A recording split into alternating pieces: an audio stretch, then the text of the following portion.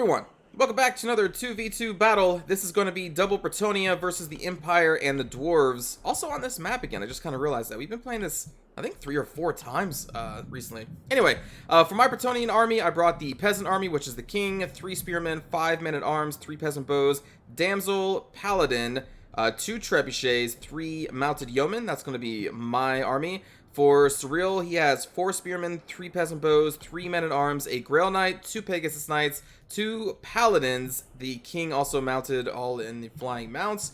For the Dwarf player here, I believe we have 8 or 9 Dwarf Warriors. There's 2 Longbeards mixed in here, 2 Slayers, 3 Handgunners, 2 Quarrelers, a Cannon, a generic Dwarf Lord, and then I think that is it. A lot of Dwarf Warriors over there.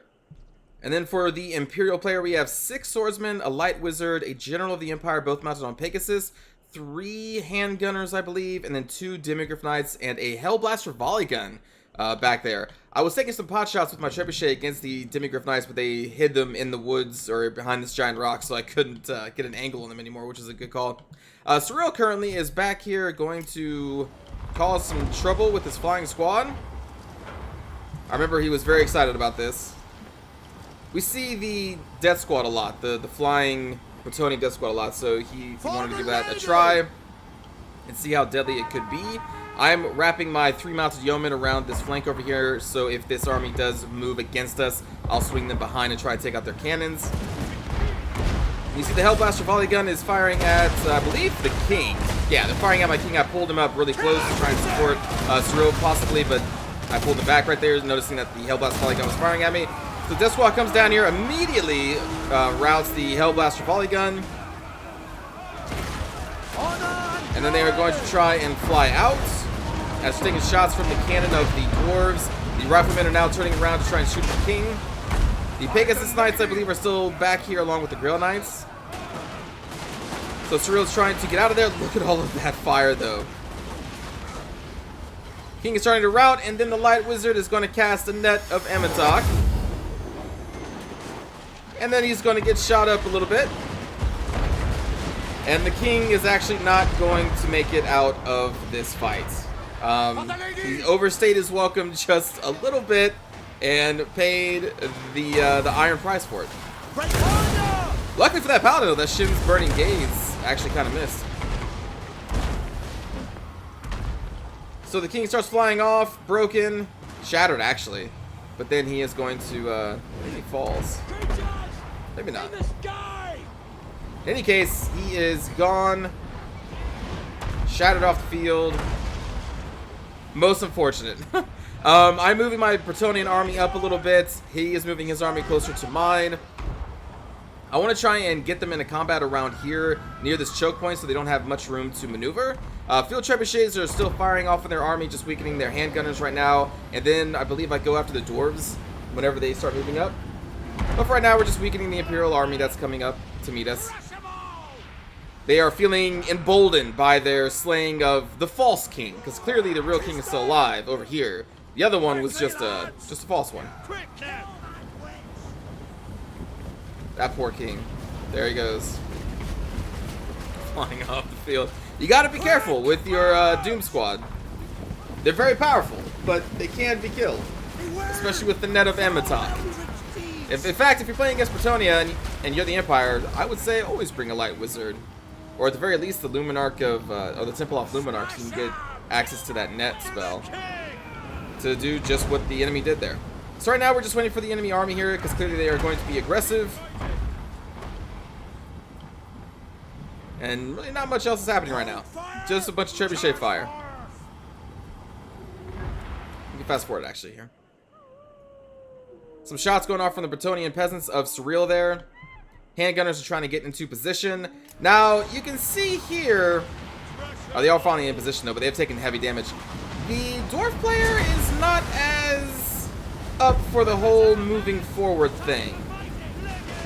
And I can kind of see why. Maybe, I don't know, they feel like they have the cannons, so they can dictate the terms of battle. But the problem is, their ally is moving up. And their ally is moving up against a force that has a lot of ranged units that are going to start destroying... Look at these riflemen. Now, they are getting some decent damage against the Bretonnian peasants, but, I mean, they are just getting massacred out here by themselves. And this third one over here, I'm trying to pull up my Bretonnian peasants to try and get into this handgunner as well. The cannon is still firing, though, firing at our infantry. But there's just so many archers over here. These handgunners cannot outrange archers, so they are forced to come within the attack range, and then they just get massacred. Light Wizard casts a banishment spell over here, while the paladins go after him. I believe my mounted yeomen are eventually going to get caught by these Demigryph Knights, because I was too busy micromanaging other things, but that's going to happen in case I miss it. That is going to be a thing. And yes, so now the handgunners are now mostly destroyed. The swordsmen are coming in here, so we're just going to accept their charge with our front line of men-at-arms and spearmen. I'm going to throw in the king and try and destroy these swordsmen as fast as possible. More swordsmen crashing into our spearmen-at-arms. Again, they have charge defense against everything, so the charge bonus of the swordsman is basically denied. Not that they have a high charge bonus anyway. But in most cases, because the Bretonnians have such a low charge, I think it's like a 4 or a 6 maybe, it's usually just beneficial to just let the enemy charge you to cancel out their charge bonus and not charge back, in most cases. So you can see here, we are just totally shattering the swordsman here who crashed against our lines when we had the heavy bow backup. There we go, the Demigryph Knights now to my men-at-arms, I believe, or mounted yeomen. Cyril had to tell me about this because I was too busy micromanaging over here. So I'm going to be pulling them out of that fight soonish. Unfortunately, I went to an attack order on the Light Wizard, and I did not pull him back, so he gets netted right here, right over the Dwarven Thunderers. But I'm not actually going to take that much fire, luckily for me. You can still see the Grell Knights, I believe, are in the forest waiting to come out. Pegasus Knights are over here trying to assist me with the Demigryph Knights if I needed help, but I'm pulling back my mounted yeomen. Paladins are now engaged against the General of the Empire over here, and this is going to be a hard fight for a General on a Pegasus to win against so many Knights and Paladins. You can see here I'm getting my king out of this situation because he was starting to take a lot of fire. Pulling him back to his Bretonnian peasants. My trebuchets are still firing. I believe I have them firing over at the Demigryph Knights. Yeah, I was trying to get them to shoot into the Demigryph Knights because honestly at this point, since the Empire player charged up and the Dwarf player was very hesitant to do so, you can see the Dwarf player is just now getting here. I wasn't too concerned about their infantry anymore. I was mostly concerned about these Demigryph Knights. But over here in the forest, you can see that Hellblast Volley Gun is back on the artillery pieces, and now they are firing into our lines. But again, not too worried about that. They're just firing into our peasants. That's what they're there for. They are there to take fire.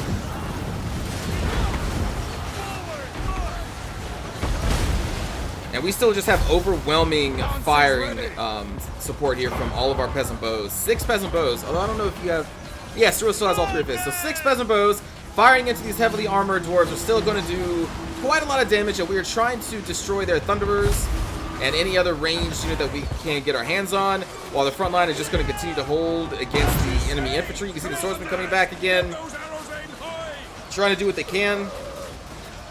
But the problem here is that swordsmen are not really that much stronger than spearmen. In fact, I think they're about the same melee attack and weapon strength. So they're not really going to be able to punch through the spearmen that quickly to get to our squishier peasant bows behind them. At this point, the only one that really has a chance is going to be the Demigryph Knights, and you can see that they are wrapping around the flanks, so I know that I need to shut these down as soon as possible. So I'm throwing up, or not throwing up, but throwing out our men-at-arms over here. I'm getting our damsel over here. I'm getting a paladin, and I'm trying to charge. What I'm doing right here, well, besides Curse the Midnight Wind, is that I'm not going to throw all of our mounted yeomen at the same time because they're going to die really quickly. So I throw one in, and then when they start about to look like they're about to break, I throw in my second group. I'm just trying to stall these Demigryph Knights as long as possible so I can get, 1, trebuchet fire into them, but 2, to get our man-at-arms, our king, and our paladin over here to try and shut them down. Which is why I'm just kind of staggering my charges here. Because again, if I charge everybody in at once, it's a very good chance that they would all die, and these guys would be able to run away before my king and everybody else got there. But you can see we are holding them off long enough. They're trying to run through and escape. But nuh-uh, the king is here now, suckers. The king is here, the paladin is here. The mounted yeomen are still very fast, so they can keep pace with the Demigryph Knights to try and keep them pinned down. And there we go. We start to break this group, and we are still killing the other one here too that they broke. So the power mounted yeomen are not great. But they are very fast, and they can keep those Demigryph Knights pinned down long enough for the actual damaging units to get in there. And we're going to actually finish off these Demigryph Knights. I'm sending off my king, my man-at-arms still moving over there. And they can't run away. The Mounted Yeomen are too fast, so they keep them pinned up long enough for the king to get in there and actually finish them off. Meanwhile, at the front line here, our Peasant Bows are still just wreaking havoc. The Dwarf player is not committing here. So, well, I won't even pause for this one. The Dwarf player really wanted to do a skirmish battle. The problem is, half of their skirmishers were going to be out-skirmished by Peasant Bows because of just simply the range is not in their favor, these Thunderers. But then the Coilers get up here and try to exchange fire with 6 Peasant Bowmen. They do have heavy armor, that is very true, but they cannot withstand that much fire. What should have happened here is that the Dwarves should have committed all their forces immediately, because now they're just getting peppered by these Peasant Bows. But this player, it looks like they didn't really know if they wanted to fight or not, like fully throw in all of their forces. So they do a skirmish battle. It doesn't work out because they are heavily outnumbered in the skirmish department, especially since they didn't even help their ally of the Empire when they charged up. So a couple episodes ago, I was talking, I think it was actually on this very map, right? About how it's crazy how people just don't really work together. Now, even if you don't agree with the actions of a teammate, if they move forward, it's still better to just move forward with them instead of letting them fight a 2v1 battle, because we were able to basically crush all of the infantry for the Empire player before the Dwarf player even decided to do anything about it. Then the Dwarf player moves up, and then they try to have a skirmish battle where against 6 different Peasant Bowmen, and then after their skirmishing is destroyed, basically, then they send up their Dwarf Warriors. Surreal is pulling their units back, so I'm also trying to pull our units back. I didn't know we were going to form a new battle line, so I'm trying to get my men-at-arms here. And what we're going to do here is actually form like a little L. So we're going to try and flank the Dwarves while they charge against Surreal's front line. I'm going to form an L, just like this, basically. And we're going to be able to flank and envelop the Dwarves because they keep charging forward. Our Peasant Bows are still going to be able to hold off these units. You can see they still have the Light Wizard. Surreal's Pegasus Knights are just back here the entire time, destroying like the Hellblaster volley gun. They got the cannon, and they've just been taking on routed units here and there. Just being a general pain in their ass. At some point, the Grail Knights came out and I missed it. And they took a lot of damage. I'm not sure from who. The Dwarf player did have 2 Slayers, but they're up here. I'm not sure what they did. They did something. I'm sure it was important, but I totally missed it.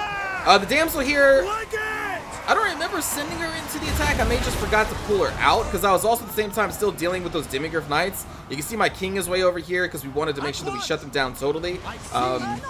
So I may have been dealing with that, and that's why she is in here. Yeah, because I'm pulling her out right now.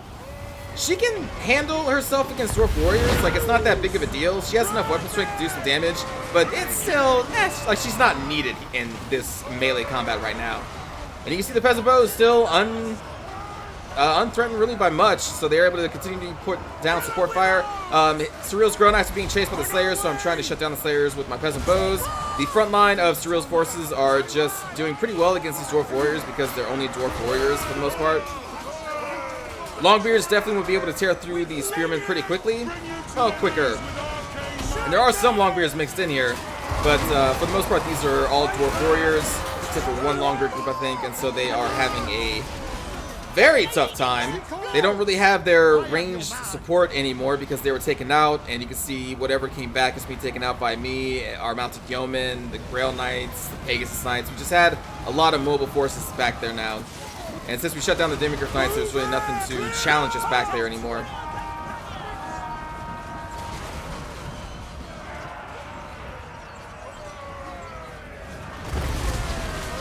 I guess the Peasant Bows of Surreal got caught up by these Dwarf Warriors. Oh, no, he sent them into melee because they were out of ammo. That's why. Dwarf Lord in there, getting in the mix with his soldiers. I would say the Dwarf Warriors are holding out a long time. But, I think you know how this battle's going to end. So again, I can't stress enough, even if you don't agree with your allies' actions, if they move up, you can type to them and say, hey, can we just stay back? And if they don't see it, ignore it, or give you the middle finger and continue to move forward anyway. It's better to just move with them, because we were able to destroy one army and then the next. Also, don't try and do a skirmishing battle against 6 Bretonnian peasants when you only have 2 Quarrelers. Very high armor is going to save a lot of damage for you, but it's just too much. Speaking of, I remember in Rome 2, most of those battles used to start with skirmishing, right? Like you would throw up your slingers, you would throw up your archers first, and then you would do a little skirmishing battle, and then the infantry would get in the mix. But in like Warhammer, that never happens. Like you don't really see, at least I haven't seen yet, someone pull up their skirmishing forces in front of their infantry, and then both sides just have the skirmishing fight in the beginning. Like maybe it's happened once or twice, but it's not like a regular thing like I remember it being in Rome 2. In Rome 2, it was always, okay, here come their slingers. Okay, here's my archers. Let's see who wins. Okay, I'm starting to lose, so now I'm going to pull up my infantry. But yeah, that doesn't really happen here. I don't know, just random observation I had. So, good game to my opponents and to Surreal. Let's take a look at the kill count. Let's see, 61 kills is really great. Paladin did amazing. These spearmen and the men-at-arms get, well, for the most part, get a high amount of kills just because they're fighting against lower-tier troops. The peasant bows just did not get stopped by anything. Mounted yeomen even still got an impressive amount of kills. Most of those, though, were at the end when I was just running down routing units. And then the trebuchets were not really challenged at all as well, so they got a lot of kills. For Surreal, the king got 10 kills before he died. That's pretty good. The melee line, again, did really well. Peasant bows did really well. Grail Knights, 200 kills. See, I missed what they did, but apparently they did some work. And then the Pegasus Knights also did really well. For the Empire player here, Blank, Swordsman got some decent kills. Handgunners had no chance because they were sent in against the 6 Bretonnian peasants, so they just got massacred. The Demigryph Knights managed to kill a lot of mounted yeomen before we destroyed them, but that is a trade I will take any day of the week. Mounted yeomen are 550, I think they're 550. Yeah, they are super cheap, so I would have thrown all 3 of those units in and had them all die to the last man, and still would be such a worthy trade to even just get like really one of these, but we got both of them. So man, mounted yeomen did work. Then for Spartax here, 14 kills for the Dwarf Lord. Look, that 8 Dwarf Warriors, that's so many. Now, 8 Dwarf Warriors is not a bad thing, but if you're going to get that many Dwarf Warriors, I would highly suggest you go Thorgrim Grudgebearer, because, and also a Runesmith too. This army lacks a Runesmith, because the Runesmith and Thorgrim both have abilities that increase the melee attack of nearby units by +8, and I think melee defense by +8. So that turns these Dwarf Warriors with the melee attack of 22-ish, somewhere around there. It turns them into like 38, somewhere around 38. I don't remember their exact melee attack. It basically turns them into pretty decent combat infantry that can deal a lot of damage. So yeah, if you're going to bring that much money into Dwarf Warriors, definitely grab Thorgrim and a Runesmith. The Longbeards didn't get to do much. Slayers kind of got shut down, but they got some decent amount of kills before then. The Quarrelers killed a lot of peasants before they died, and 89 kills in the cannon is not too bad. So let's watch this battle again with a cinematic view.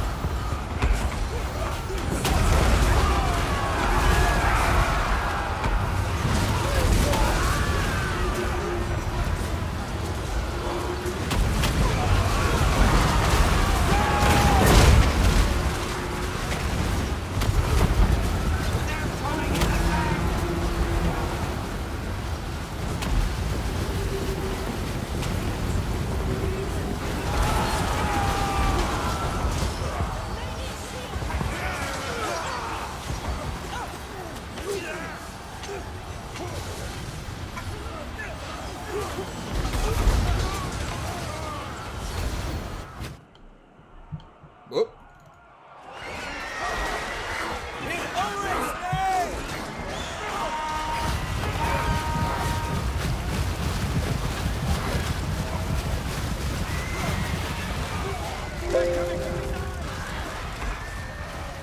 Weird random computer noises. Don't worry, that's from me, not you.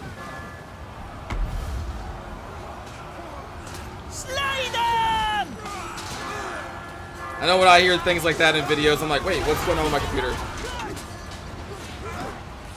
I'm like, oh, it's just this video I'm watching.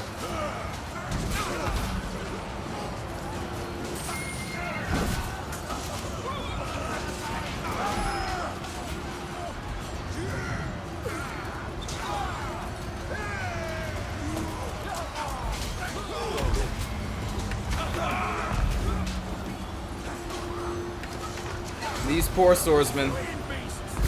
Not sure why I have my peasant bow so far up like this.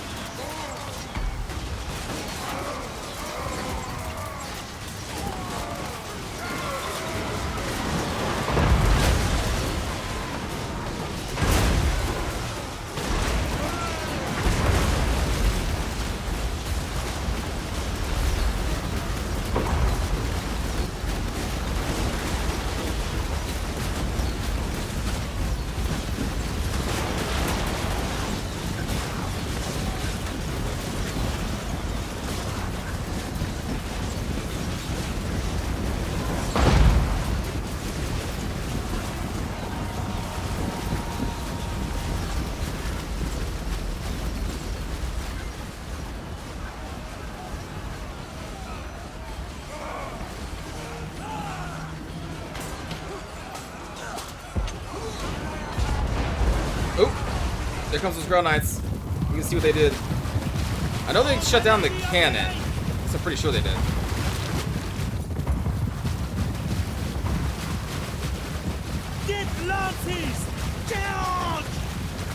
Alright, there's nothing even back here. Maybe they're just ripping around to the Hellblaster.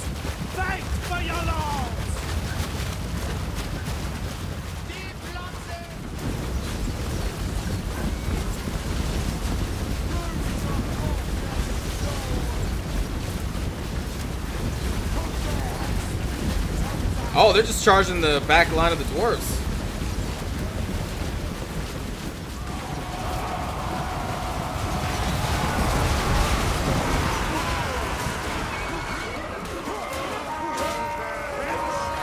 Oh, I see. That's why they took all that damage. They charged into an area and then the Slayers came in. Ooh. Oh, man. Even with the heavy armor of the Grail Knights, man, those Slayers have such a high weapon strength and bonus for large. Good God. So that's what happened to those.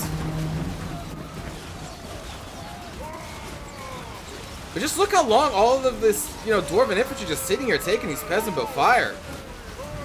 They are moving around a little bit, but man, they took a lot of free damage. Again, because I think this player just really wanted to skirmish and, open up with the guns and the corridors first.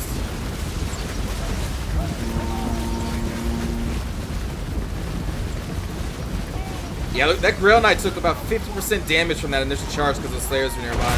Jeez.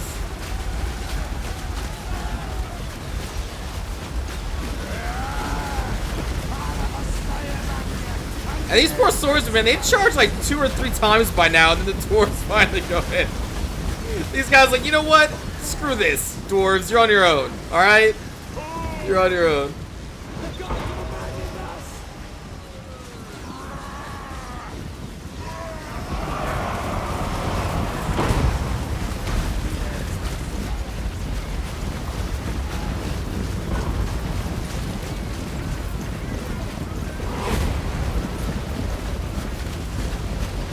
That was a pretty good vantage spot right there.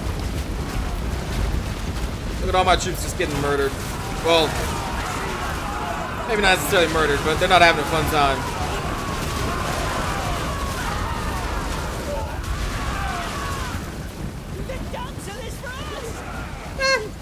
fine. They're fine.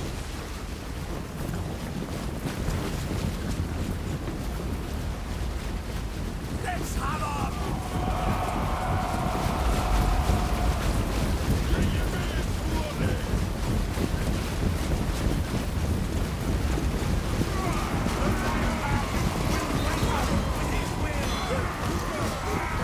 I believe right here I was trying to pull back my line to match with Surreal's at this point, which is why I'm getting caught right there. Use a silver mirror. And then we have this lone spearman just kind of out here.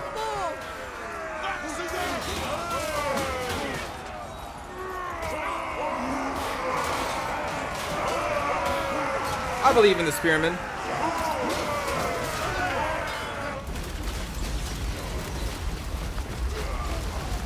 Send the gyrocopters to engage. You have no gyrocopter, friend.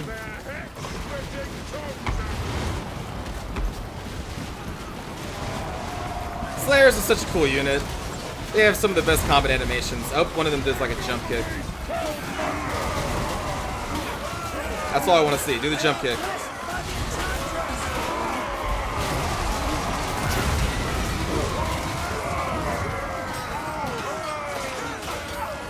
Oh, come on, one of you. Yeah! Jump kick. They have some of the coolest animations.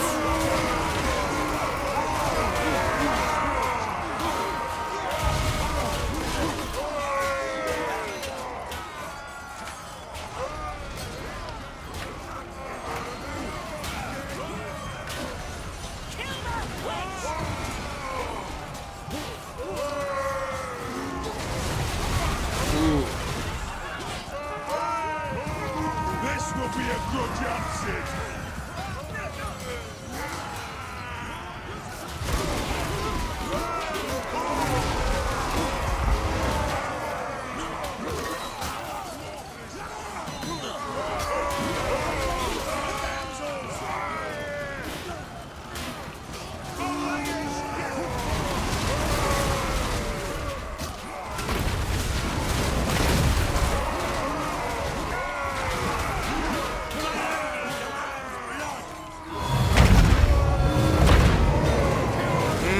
Curse of the Midnight Moon?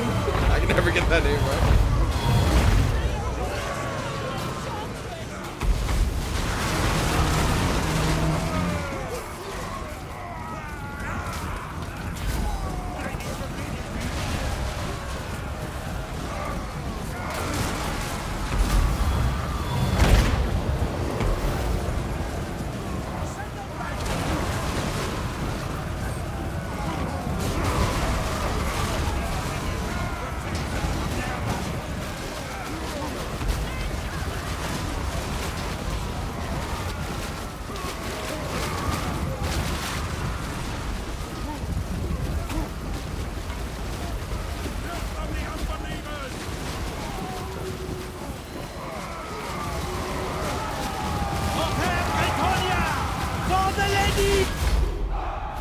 There we go.